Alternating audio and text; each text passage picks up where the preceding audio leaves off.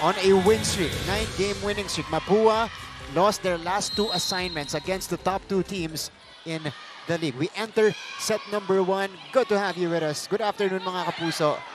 Thank you for watching live on GTV everywhere online. And we start off with a point from Mapua, second leading scorer, Freyan Garcia.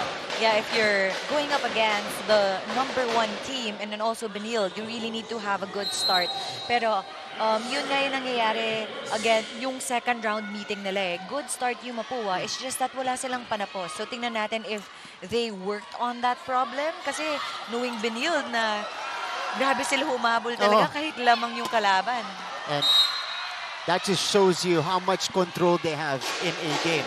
At any given point, they can turn on the switch and dominate. Yeah, I just noticed if you're really under Coach Jerry, you are unfazed kahit lamang yung kalaban. And even kay under Coach Onyok then as the head coach, talagang nakita mo yung growth ng Benilde from first round and nung second round. Again, this is a transition year, quote-unquote, for the Benilde Lady Blazers, and they executed that to perfection. Yeah. Giving the younger players some exposure and then finally identifying the main gunners. Yes, especially during the second round, I think pinapasok nila, they really gamble, the Benilde Lady Blazers. Pinapasok nila yung mga young guns nila. I mean, starting the set, it's usually not like that. Pinapasok yung mga young guns towards the end of the set, finishing it off. Pero grabe yung risk-taking na ginawa ni Benilde. Probably preparing then for next season. Yeah. First, they'll have Micah Go graduating from the program after this year. Greg Cabadin after a scramble from Mapua. Here is Zam Nolasco. Ready. Si Garcia sa kabila. Pero chance ball ang ibabalik ng Mapua. Yes! What a dig by Rebustes. Freyan. Mikes was right behind. Tensing with a cross-court hit. Alam mo, every time nakikita mo, look at that. Look at that approach of dancing. Sino naaalala mo? Marami. Actually, dalawa. Pero feeling ko, isa yung i-reference mo. Araga lang. Yes, correct. Yeah. Ganyan ba ang... Yeah, as a rookie player, she played kagad for college as for 6. Tapos, goal na kagad. And yun yung nire-remind sa atin ni dancing ngayon. And not just power, she looks effortless whenever she approaches the ball. Okay, an early challenge in this match. I think Coach Aying wants a check. May block touch to dun sa atake ni Greg Cabadin. Pero itong Mapua Lady Cardinals, it's a very interesting season for them. They lost Nadine Bereses in the middle of the elimination round, which is a vital piece dahil si Nads kayang skumor at maganda rin ang kanyang depensa. But that position filled in excellently by Greg Cabadin, who is a lefty spiker that triggered Raisa Rica Blanca to transfer to the other side and become an open spiker. Okay. Tignan natin kung meron bang touch dito over the outstretched arms of Zam Nolasco. Was there contact? No. There was none. So this is clean for Benilde. Unsuccessful challenge for Coach Aying. That was, out of bounds talaga kasi si Zam Nolasco, ang taas ng reach niya eh. Yeah. So, but that was a risky take for Mapua kasi ang layo na ng bola sa kamay ni Zam. Pero tinawag pa rin nila. And Benilde building some momentum. And as I say that, it's a rare miscommunication between Basarte and Nolasco. Yes, that's really rare. Yung mga back quick and running sets. So that was really surprising. So Greg Cabadin proceeds to the service line here. Lefty spiker had to step up for Nads Berses. Nolasco is denied. So Mapua is showing us that they are prepared for the Zam attack. We would see na siya talaga yung binabantayan ngayon ng Mapua pag frontline si Zam. And I'm really surprised though because si Densing yung binabantayan siya nung last game nila sa second round. So, I think they're risking na mas point person si Zam sa game na ito. And that's an attack error against Ash Lieses. So Mapua takes over the lead. Early moments of this Final Four matchup. We already saw 2 mistakes from the offense from the Lady Blazers. That's really surprising, but a bit of a slow start for them. But knowing them, diesel yung mga yan eh. I didn't sing. Did that go off the block? Yes, it did. Clinching also a crafty player.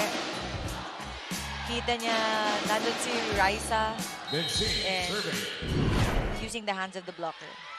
That ends the 3-0 run of Mapua. Rica Blanca. Lieses is denied. Right behind for Densing. Rica Blanca with a delay did not work. Ito na si Zam. Nolasco makes it look simple. Look at this.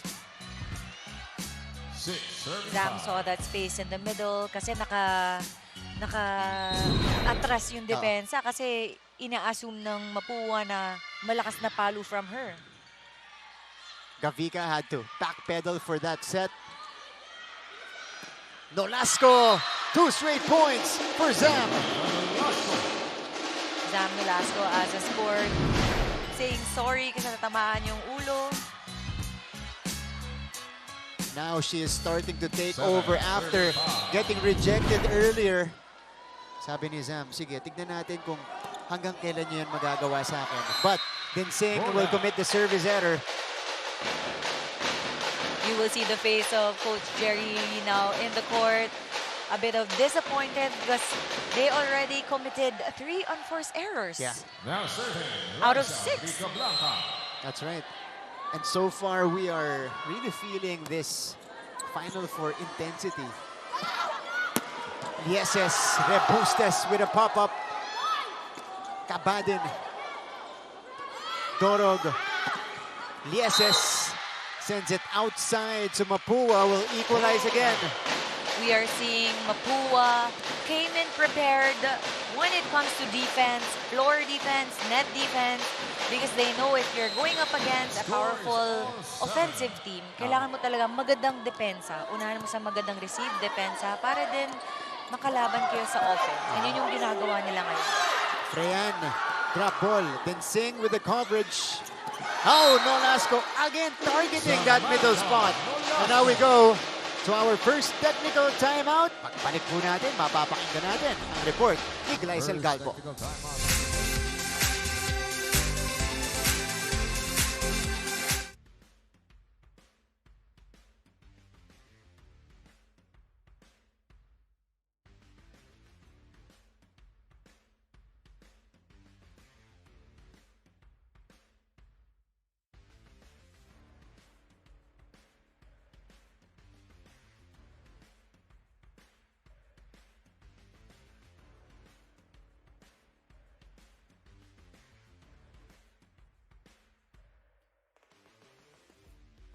Season 100 Women's Volleyball Tournament. Martin and Melissa, inamin nga sa akin nitong si Coach Aying Esteban na talaga raw masakit ang pagkatalo nila in their last game against Letran, lalo na they're on their way to the semis. Pero he hopes that that loss will serve as a wake-up call for the Lady Cardinals dahil nasa semis na sila ngayon at talagang iba na ang usapan. 3 things that he wants from his squad today is first, their championship energy, their consistency, and last, to see them have fun regardless of the number. Ani nga ni Coach, kahit anong score, basta nasa taas ang bola ay kunin nyo ng kunin. For Coach Onyok Kitigan, it's simple. It's floor defense, attacks, and composure that he wishes to see from the Lady Blazers today. It's believe and hope versus experience. Let's see who'll win this game of momentum. All for now, Martin and Melissa.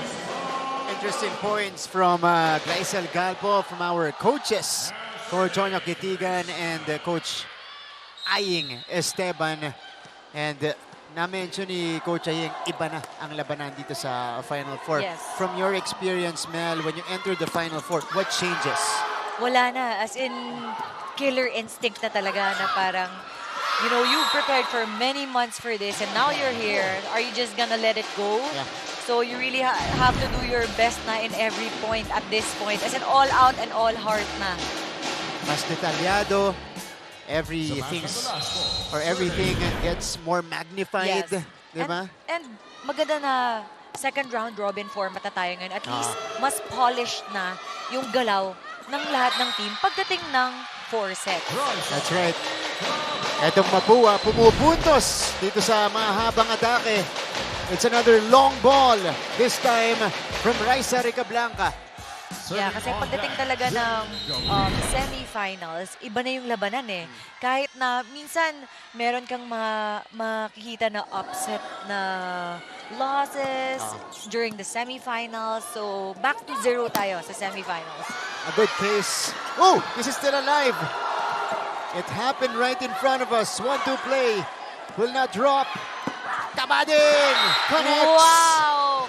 Grabe guys. So si Kabadin saved that ball. Yeah. And we even heard a huge sound and a huge bump. And napalo niyan. Hindi naalog yung ulo niya or something with that. Wow, what a save. Panglibero yung save niya na yun. Oo. Tapos, ang tight pa nung angulo nung atake niya. Oo. Diba? What a recovery from Greg. And Freyan rejects Christy. Mapua grabs the 2-point lead. Benilde calls for time. Ganun pa rin, ha? Ganun pa rin. Paalala lang ulit dito sa mga dumidepensa sa wing. Pag nag-tres, 1 step backward. Okay? Pag hindi sumama sa block, tulong sa depensa, kuha dito sa depensa kasi umaatras to. So, kailangan makuha natin to. Ong, tsagain mo lang itong middle, ha? Dalawa lang spiker. Dalawa lang spiker. Dalawa. Abangan sila.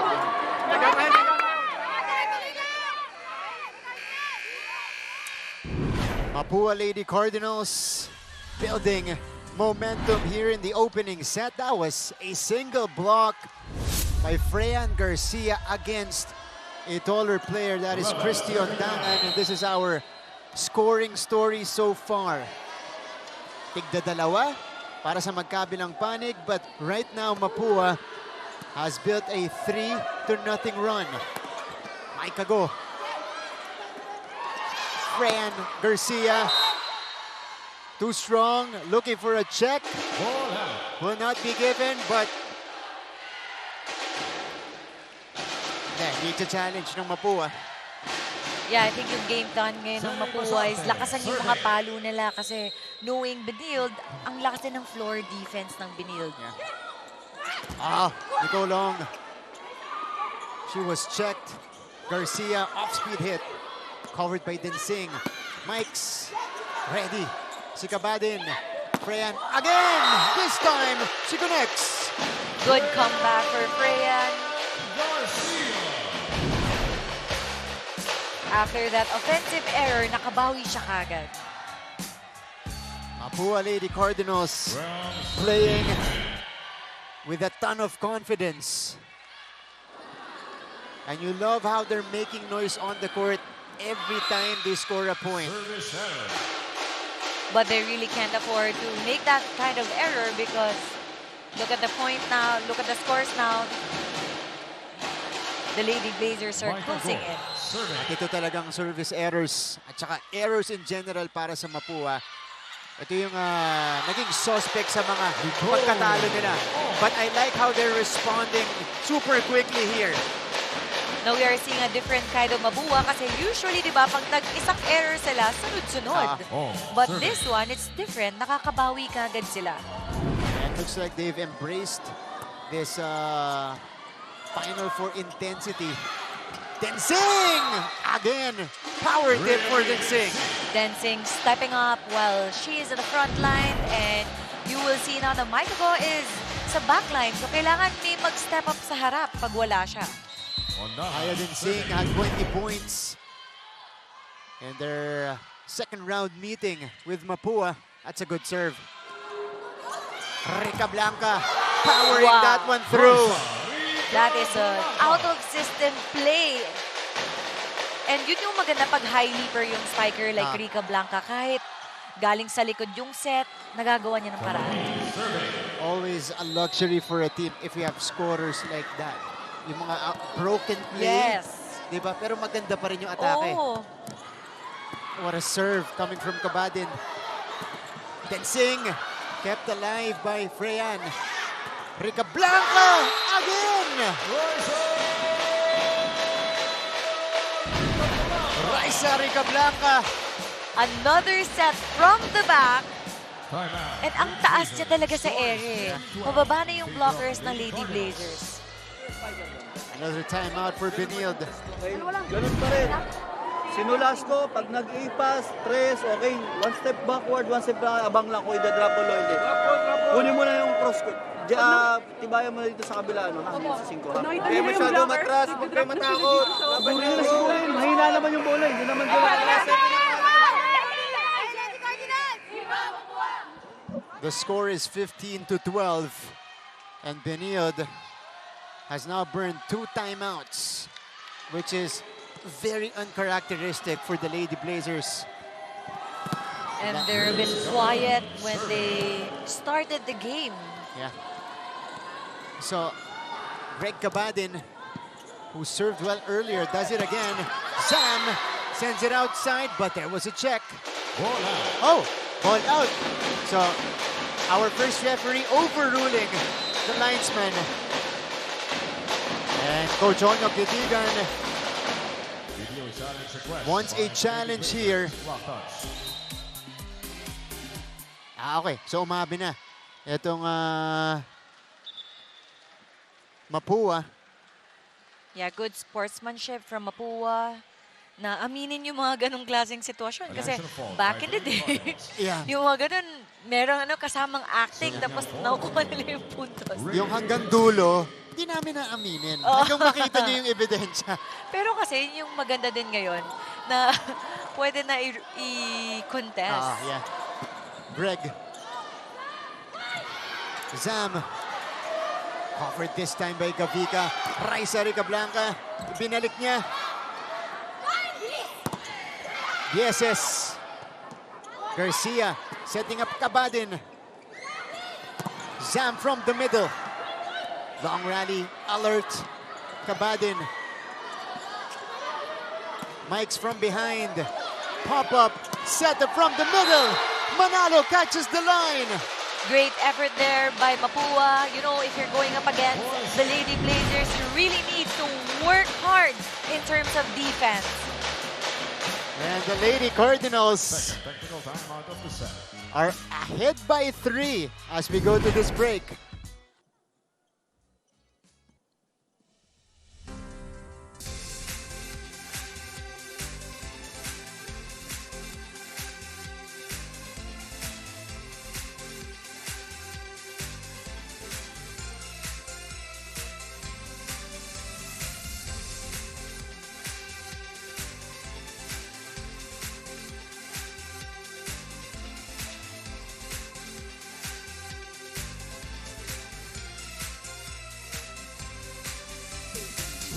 Dax Castellano has been here since earlier this morning to witness the men's game and now their team in the women's division. Ito naman si Sir Melchor Divina of Mapua University. Siya naman, 2 araw nandito para sa Final Four because the men's team is also in the Final Four. They'll be in action on Tuesday. All right, 16-13.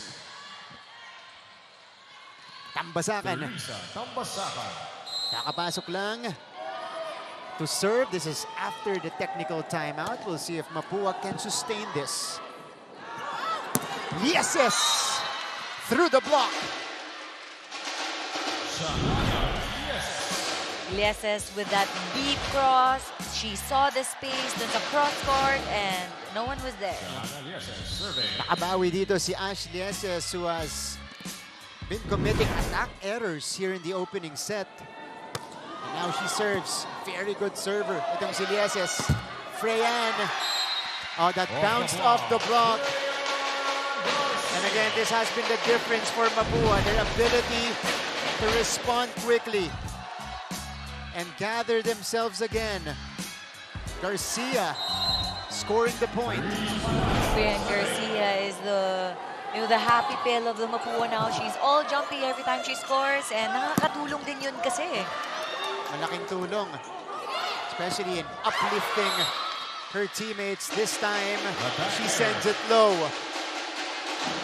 So let's see with that attack error kung makakabawi siya kagad mamaya. Katulad nung nakabawi siya kanina. Zach Nolasco. With Now on deck to serve. Repustes picking it up. 1-2 play. Wow. Works for Jem Gavica. The Lady Blazers weren't able to read that. Wow. Jem Gavica with a gutsy move. And the defense of the Lady Blazers all scrambled up after that. Oh yeah. And now one of the best in the league is on the line. Ondangan is denied. But go. Oh, this is 4 touches. Okay, Mikes will get a word from our first referee. Clarifying this call. Pagtalo mo, tumama sa'yo. This was the first contact. 1, 2. Kaya akala nila ito pa lang yung pangatlo. But I think first referee Larry Escorial said right after the block, tumama ulit dun sa attacker. Pasarte, her version of a 1-2 did not work. Freyan. Mikes drops it in. You know, it's really surprising sa Lady Blazers na to see them with more tips kaysa sa spike kasi yung mga palo nilang malalakas, bantay, sarado talaga. Like, I have to commend Princess Rebustes at the back. Lahat napuputo ni Princess. Yeah. Gavica. Freyan connects. Like what I've said a while ago, tingnan natin kung makakabawi ulit si Freyan sa attack error niya, and she just did. Fran Garcia, this time connecting from the other side. And that gives Mapua some cushion in the first set. And now, Raisa Rica Blanca is back in the court. Pinapahinga siya muna.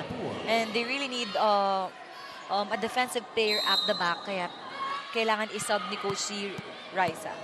Pero para sa Benilde, both Lieses sisters are on the court. Kai Lieses just checked in, and here she is. Freyan setting up Greg. Abadin sends it away. Wow, this girl, she's playing so well in defense and even in offense. Wow. Mapua. And it's really nice if a player gets exposed na mapakita niya yung kakayanan na. Yeah, and the energy from Mapua's side is infectious.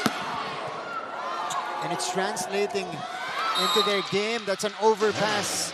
So, Benilde will try to come back here. Almost the same situation they were in against Mapua in set number 3 of their second round meeting when they were down 16-21. Greg, too strong this time. So that's 2 straight for Benilde. And now we have the second best server in the league. Second in that department, Mike Go. Gavica. Rica Blanca with a push. Here's the setup from Benilde. Lieses. Rebustes. Rica Blanca.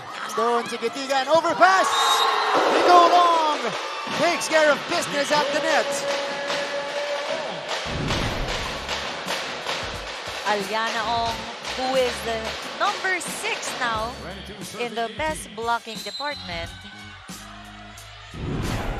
Whew, bawal mo talaga siya bigyan ng regalo or any blocker. Ondangan.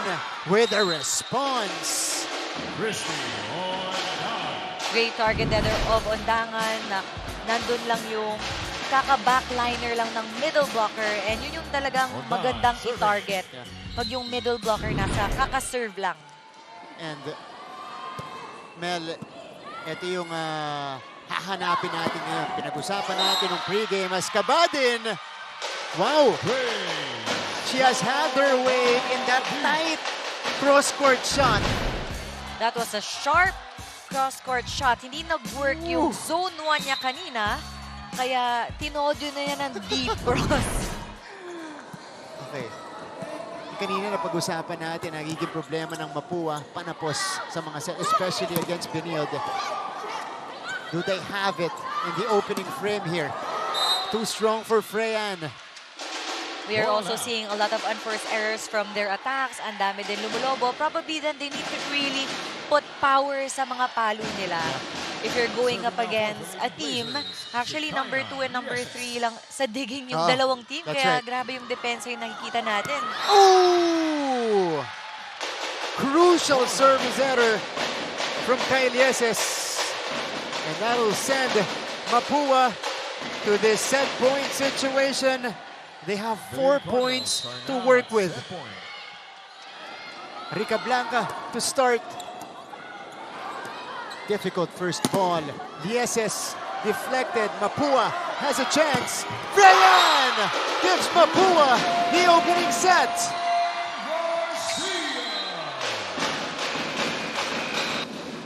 The Mapua Lady Cardinals, just like how they did it in their first round meeting, beating Benilde in the first set. Freyan Garcia ends this one with a down-the-line hit. The Lady Cardinals draw first blood, 25-20.